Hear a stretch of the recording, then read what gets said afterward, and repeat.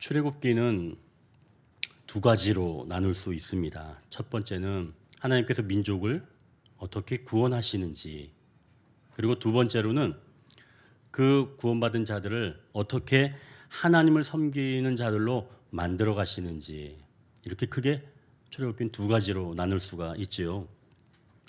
그러니 사실은 이 신앙생활에서 창세기보다는 이 출애굽기를 먼저 읽어야 하는 책이 아닌가 생각을 하고요. 또 실제로 이스라엘 사람들도 그러니까 유대인들이죠. 유대인들도 창세기보다는 먼저 출애굽기를 먼저 읽습니다. 자, 먼저 이 출애굽기에서는 애굽이라고 하는 그런 나라의 이름이 많이 나오죠. 이 애굽이라고 하는 나라의 이름이지만 동시에 이것은 오늘날로 본다면 세상의 권력, 힘, 그리고 그런 권세라고 볼 수가 있습니다.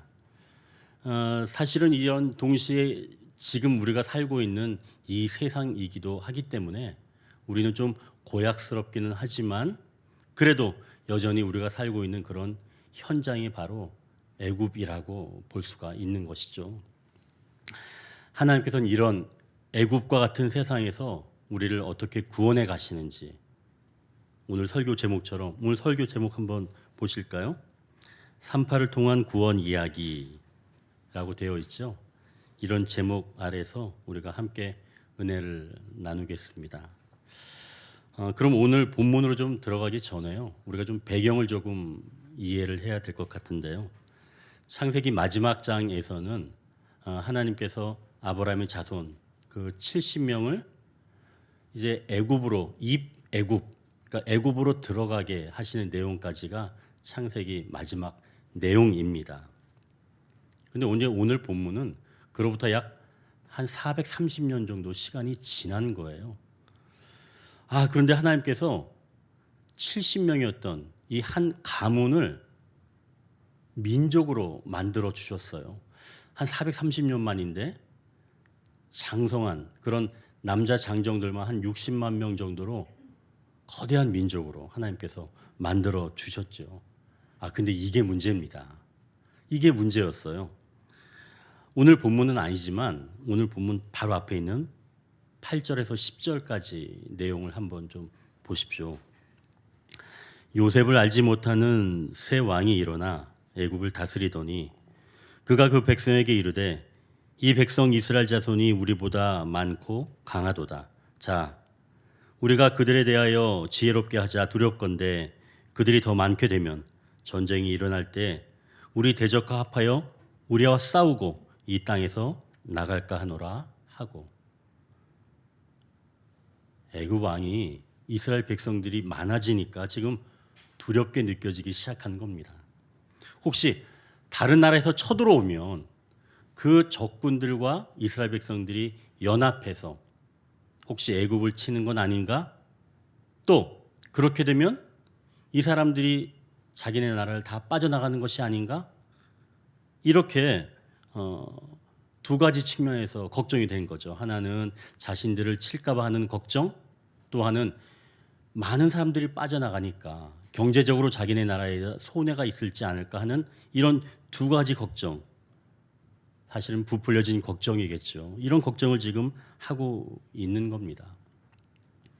요즘 우리나라에도 외국에서 오신 분들은 똑같이 내국인처럼 법적인 그런 보호를 받고 있죠. 그러나 이 당시에 이 이스라엘 백성들은 그런 법적인 보호를 받지 못하고 있었습니다.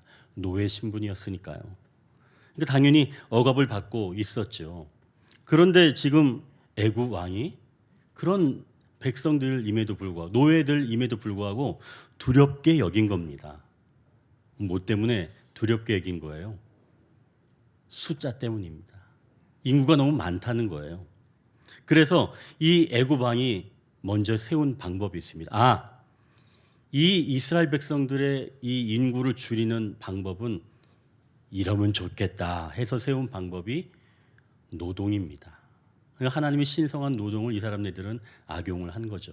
더 많은 일들을 시켜서 이들을 어렵게 살게 해야 되겠다. 즉 자손을 낳지 말게 해야 되겠다. 힘드니까. 여러 성도 짓고 또 농사도 짓고 그렇게 힘든 고역을 많이 시키면 아이들 많이 안 날 줄 알고 이렇게 고역을 시키게 된 거죠. 여러분 근데 어떤가요? 살기 어려지거나 그러니까 힘들어지면은 아이를 좀 덜 낳는가요? 그렇지는 않은 것 같아요. 우리나라의 경우를 봐도 그렇죠. 우리나라가 전후 세대 같은 경우에 사실은 굉장히 그때 많이 태어났죠. 1955년에서 1963년까지를 베이비 붐 세대라고 우리가 이야기를 하죠. 그리고 이제 그 이후에 저도 이제 태어난 세대인데요. 여러분 그때 국민학교였잖아요. 한 반에 몇 명이었어요? 제가 다닐 때는 한 70명 정도 되었거든요. 근데 베이비 붐 세대는 제가 알기로 80명 이상 되는 걸로 알고 있었습니다. 그런데 심지어는 오전반, 오후반으로 나눠져 있었죠. 엄청난 아이들이 태어났습니다.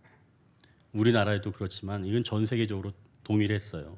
그렇다면 일이 힘들거나 살기 어렵거나 한다고 해서 아이들이 안 태어나는 건 아니었죠.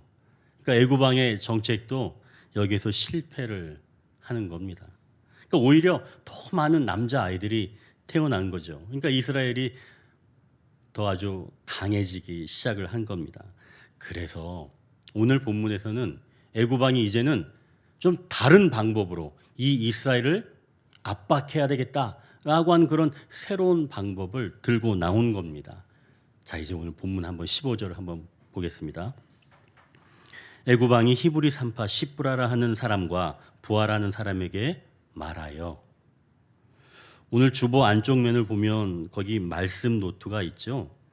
거기 메모란에 1번 써놓고 갈등을 넘어 15절, 17절 그렇게 되어 있죠. 자, 그럼 어떤 갈등일까요?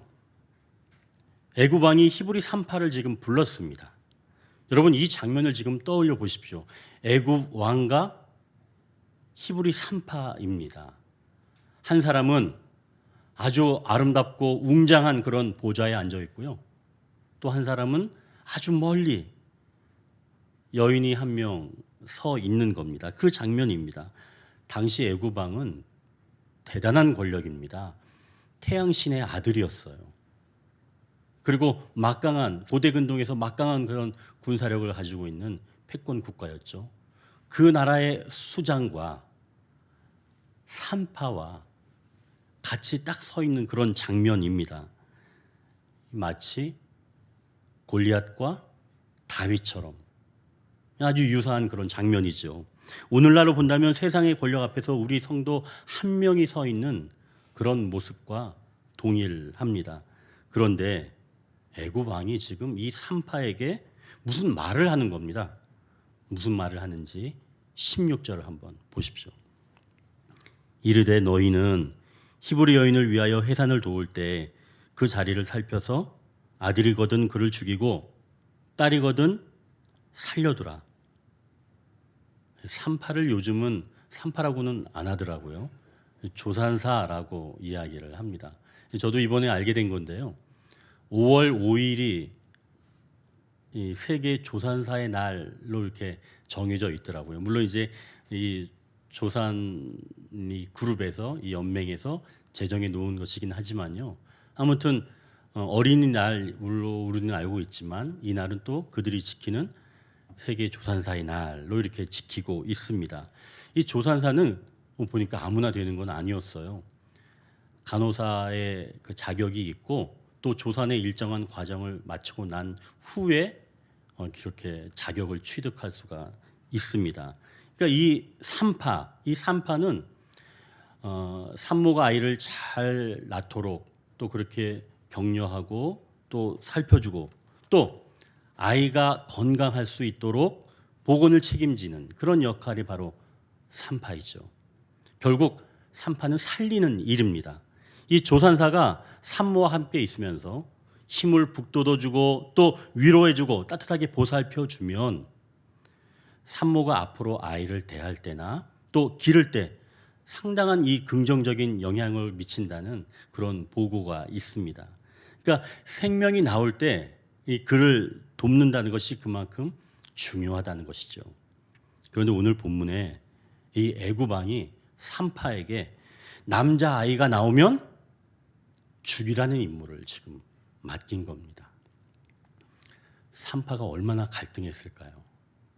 생명의 신비를 알고 출산을 통해 얻는 기쁨을 아는 그 산파에게 그 신비와 그 기쁨을 완전히 죽여버리라는 그런 임무를 지금 내리고 있는 겁니다. 당연히 갈등하겠죠. 애굽 왕의 명령을 따르자니 산모와 아이가 눈에 밟히고 또 그들을 살리자니 자기 자신이 죽을 것 같고 이렇게 위태로운 상황, 갈등이 생기는 그런 상황이라는 거죠. 자, 그럼 이 산파는 이 갈등을 어떻게 넘었을까요? 아이의 생명과 산모의 생명을 살리는 쪽으로 방향을 잡았는데 어떻게 방향을 잡았는지 이제 17절을 보십시오. 그러나 산파들이 하나님을 두려워하여 애굽 왕의 명령을 어기고 남자 아기들을 살린지라. 갈등을 넘을 수 있는 길은 하나님을 두려워하는 겁니다. 하나님을 두려워하는 자가 이 갈등을 넘어설 수 있다는 얘기죠. 산파가 생각하기에 이 아이의 생명은 하나님의 허락하심 가운데 일어나는 생명의 신비로 이해를 했습니다. 그러니 하나님의 은혜로 생명이 출산되는 그런 현장에서 설령 자신이 죽을지라도 이 생명의 신비를 짓밟을 수는 없었던 것이죠.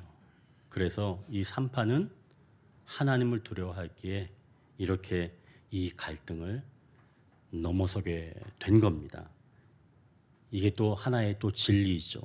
여러분, 하나님은 이스라엘 백성들의 앞날을 지켜가시는데 애굽 왕보다 더 센 사람을 나타내서 이스라엘 백성들을 지켜가시는 게 아니라 오히려 가장 연약한 여인, 정말 그 아이를 받아줄 수밖에 없는 바로 그 여인, 그 산파를 통해서 하나님을 두려워하는 그 산파를 통해서 하나님은 이스라엘 백성들을 살려가신다는 바로 그러한 말씀입니다.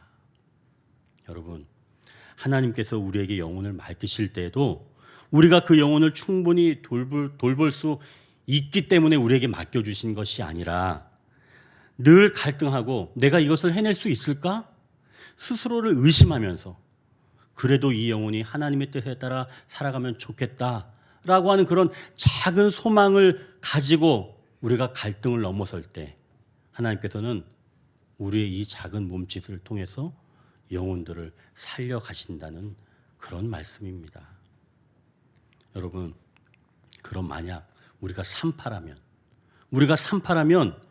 만약에 누군가를 우리가 살리는 그런 사람이라면 이럴 때 우리가 어떤 기도를 해야 할까요? 이런 기도가 아니겠습니까? 하나님, 저에게 이 영혼을 살리는 믿음과 인내심을 허락하여 주옵소서.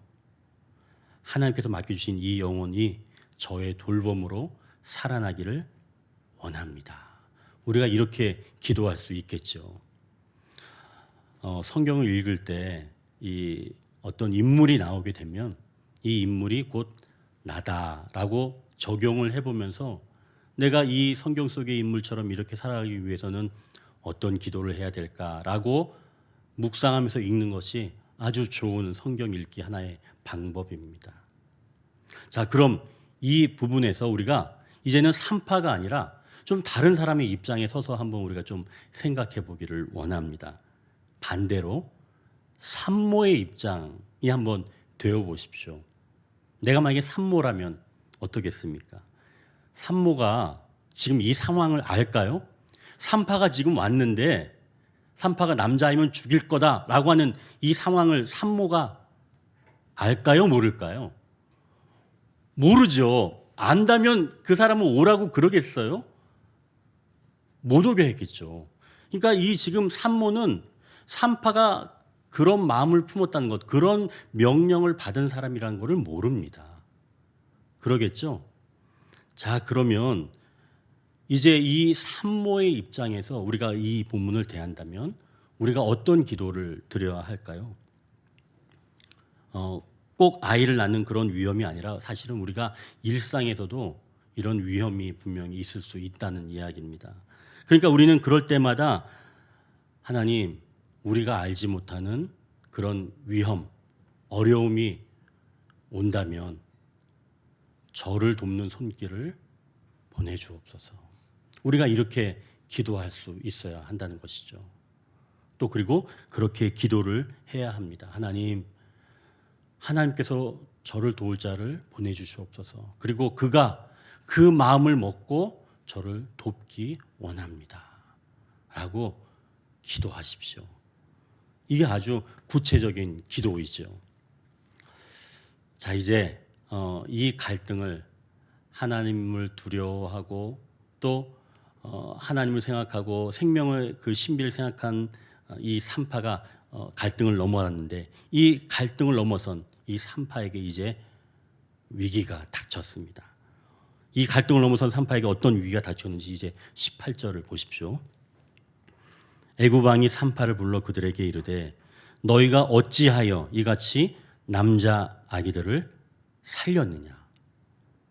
이 얼마나 오랫동안 산파들이 남자 아이들을 죽이지 않고 살려냈는지 그 기간은 우리가 알 수는 없습니다. 하지만 분명한 것은 남자의 인구가 줄지 않고 남자 아이들이 계속 태어나고 있다는 겁니다. 그러니 애굽 왕은 지금 산파를 불러들인 겁니다. 이 산파가 자기 발로 지금 왕궁에 들어왔지만 다시 살아서 나간다는 보장이 있어요? 없습니다. 그들의 말 한마디에 이제 자신들의 생명이 달려있는 거죠. 이 주보에 보면 이제 두 번째 문단이 있죠. 위험한 순간에 나온 지혜라고 되어 있습니다. 과연 산파들에게 어떤 지혜가 나왔을까요? 이제 19절을 한번 보십시오. 산파가 바로에게 대답하되 히브리 여인은 애굽 여인과 같지 아니하고 건장하여 산파가 그들에게 이르기 전에 해산하였더이다. 이스라엘 여인들이 애굽 여인들보다 강하다는 겁니다. 왜 건강하게 됐을까요? 여러분, 왜 이스라엘 여인들이 더 애굽 여인들보다 건강하게 되었을까요? 노예라서? 그보다는 애굽 왕 이 바로가 이스라엘 백성들에게 고된 일을 시켰잖아요. 그러니까 열심히 사실 일한 것 아니겠습니까? 튼튼해지겠죠. 강해졌겠죠. 그러니까 이것은 오히려 당신이 내린 그 명령으로 인해서 이스라엘 여인들이 더 강해진 겁니다. 그럼 누구한테 책임이 있는 거예요? 산파한테 책임이 있는 거예요? 아니잖아요. 애굽 왕에게 책임이 돌아간 거잖아요. 당신이 문제입니다. 당신이 내린 그 명령 때문에 오히려 그들이 건강해져서 우리가 도착하기도 전에 애를 벌써 푹 낳아버린 거예요. 이거 어쩝니까? 저도 남자아이가 나면 좀 죽이고 싶었는데요. 물론 그렇게 이야기하진 않았지만 이 책임이 왕에게 지금 돌아가게 되었다는 얘기죠. 이렇게 하나님을 경외하는 자에게는 하나님께서 지혜로 그 위험한 순간을 넘어가게 하신다는 말씀입니다. 이 지혜로 하나님께서 이 산파들도 살려내시고 또한 이스라엘 백성들, 산모와 그 남자 아기들도 살려가신다는 것이죠. 자, 이제 그러면 21절을 한번 보십시오. 그 산파들은 하나님을 경외하였으므로 하나님이 그들의 집안을 흥왕하게 하신지라. 하나님께서 생명을 살리는 그런 산파들에게 이 또한 그 집안을 흥왕하게 하신다는 말씀입니다. 지혜도 주시고 집안도 흥왕하게 해 주신다는 말씀이죠. 우리 성도들도 이러한 산파의 축복이 있기를 축원합니다. 영혼을 살리는 일에는 이렇게 하나님의 복이 임한다는 거예요. 그럼 하나님께서 산파 같은 자들에게 왜 이렇게 산파뿐만이 아니라 집안에까지 이렇게 복을 주실까요? 전에 이제 섬기던 교회에서 이제 어느 여집사님이 한 번은 제게 하소연을 하는 겁니다. 이야기를 들어보니 이랬습니다. 이제 그 여집사님에게 여동생이 하나 있었어요. 근데 결혼을 했습니다. 그런데 잘 살지 못하는 거예요. 근데 이 집사님이 항상 그 여동생을 엄마처럼 그렇게 잘 보살펴 줬어요. 결혼을 할 때도 또 그리고 아이를 낳을 때도 정말 엄마처럼 다 이렇게 해줬죠. 그러면 두 사람이 사이가 좋아야 되잖아요, 그죠? 근데 사이가 안 좋은 거예요. 왜 사이가 안 좋냐면 이 동생이 항상 언니에게 항상 뭘 바라는 거예요. 더 바라는 겁니다. 그리고 이 언니 된 이 집사님은 그런 동생이 못마땅한 거예요. 아니 쟤는 왜 나한테 항상 이러나? 내가 진짜 엄마나? 막 이런 마음, 불편한 마음. 자, 그런데 이 문제가 생겼는데 어떤 문제가 생겼냐면 그 여동생의 딸이 커서 시집을 가게 된 겁니다. 그러니까 이제 이 집사님이 그래도 대견하니까 잘 커서 대견하니까 기쁜 마음으로 이제 신혼 살림 하나를 내가 좀 장만을 해줘야 되겠다라고 해서 냉장고를 하나 사주기로 했대요. 그러니까 200만 원 정도 주고 사주기로 이제 했는데 근데 이 여동생이 언니한테 언니 나 500만 원짜리 해줘. 그렇게 얘기를 했다는 거. 500만 원짜리를. 그리고 그것도 현금으로 달라고 그랬다는 거예요. 우리 성도님들이 한번 놀라시지만 뭐 그럴 수도 있죠, 그죠? 자, 그래서 이 집사님이 저한테 달려온 겁니다. 어떻게 이럴 수가 있냐? 내가 그동안 자기한테 해준 게 얼만데, 아니 매번 이런 식이냐? 아니 그리고 내가 200만 원짜리 냉장고 해준다면 됐지.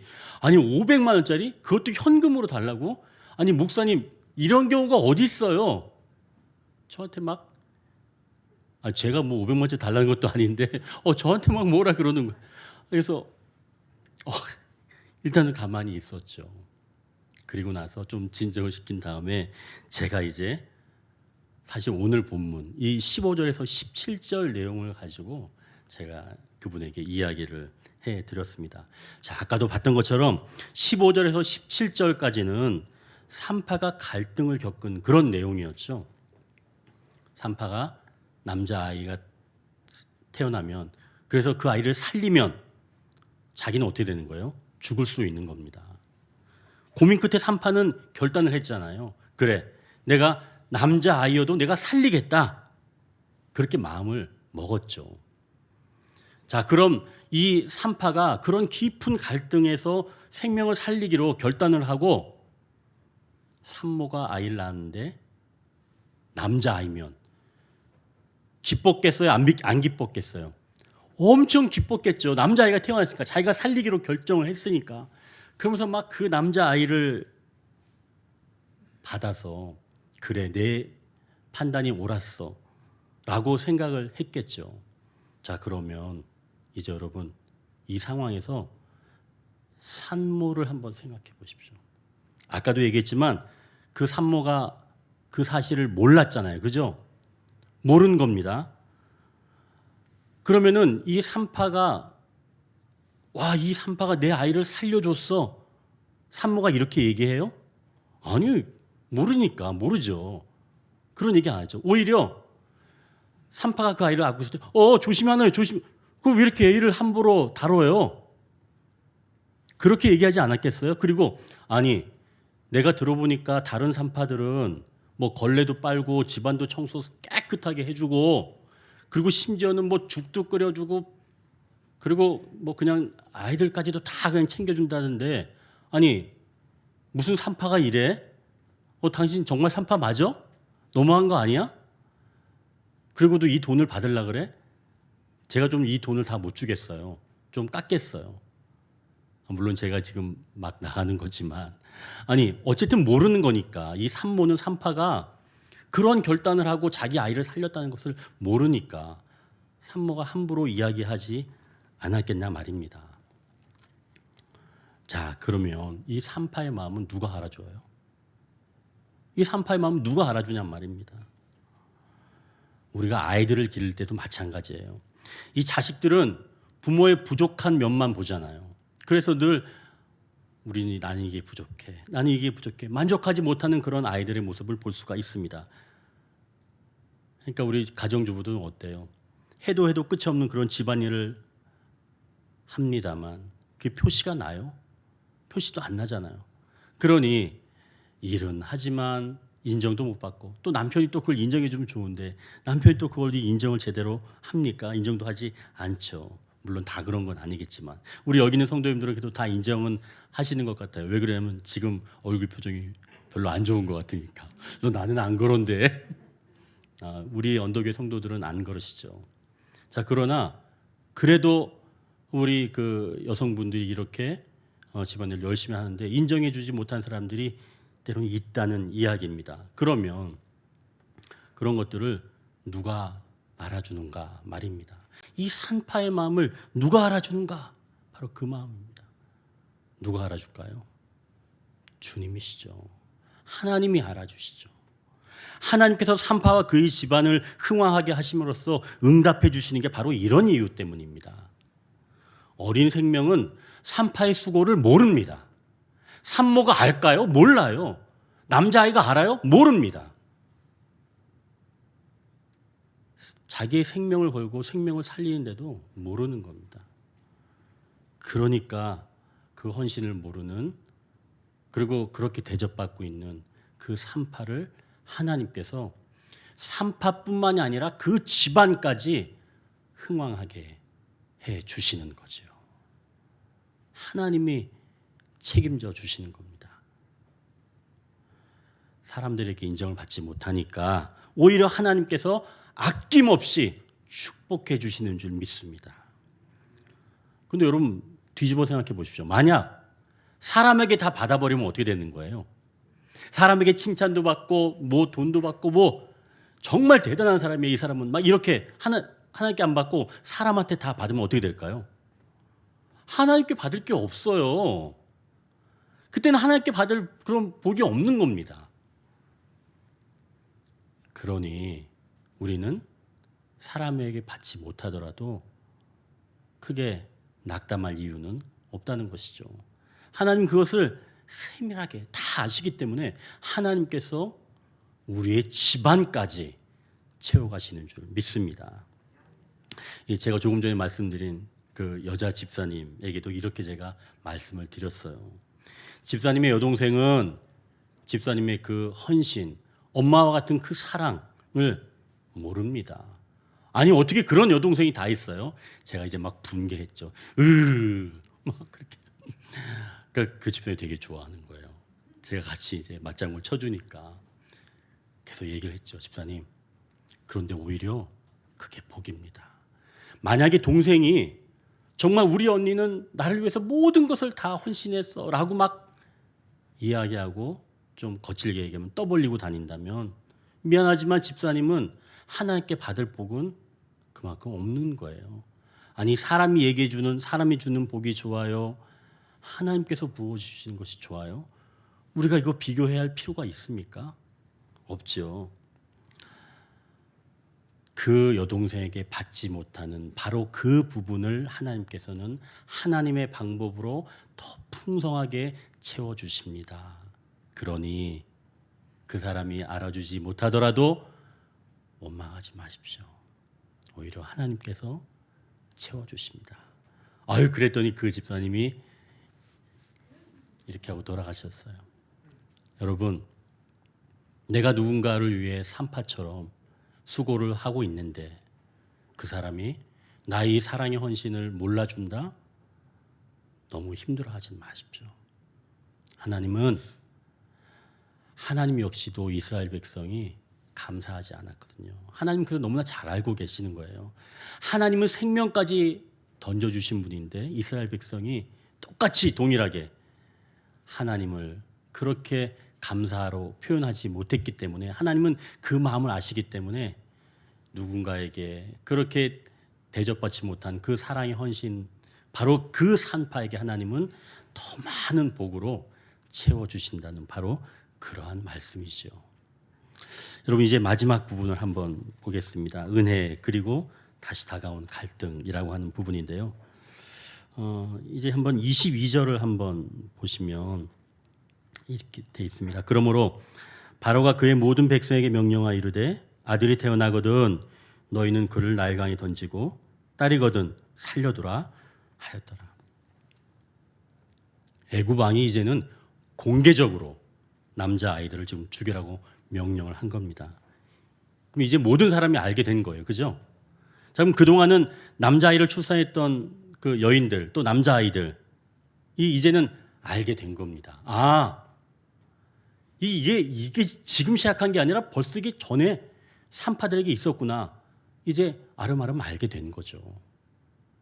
이때 비로소 알게 된 겁니다. 아, 그때 왔던 그 산파가 우리를 살려줬네. 우리를 살려줬어. 그 산파가 남자아이를 안고서 그렇게 눈물을 흘리는 그 이유를 알게 된 거죠. 여러분, 이건 두 가지 의미가 있는 것 같아요. 첫 번째 한 가지는 산파의 역할은 끝이 있다는 겁니다. 우리가 내가 좀 심하게 표현, 내가 이 짓을 언제까지 얘한테 해줘야 돼? 라고 하지만 끝이 있는 거예요. 분명히 하나님께서 그 기한까지를 정해 두신 겁니다. 그럼 여러분, 내가 죽을 때까지 그것을 한다라고 생각하지 마십시오. 분명히 그 끝이 있습니다. 그러니 우리가 인내하면 되겠죠. 내가 산파의 역할을 감당한다면. 또 하나는 이제 내가 그렇게 수고한 것을 분명히 밝히 드러내 주시는 날이 온다는 것이죠. 오늘 이렇게 말입니다. 그러니 우리가 이제 산파의 역할을 감당하고 있다면 나 너무 힘들다. 내가 왜 맨날 얘한테 헌신을 해야 되지? 라고 생각할 수 있지만 그러나 이것도 언젠가는 끝이 있겠지 라고 생각을 하시고 또 언젠가는 하나님께서 이 모든 것들을 드러나게 해 주실 거야.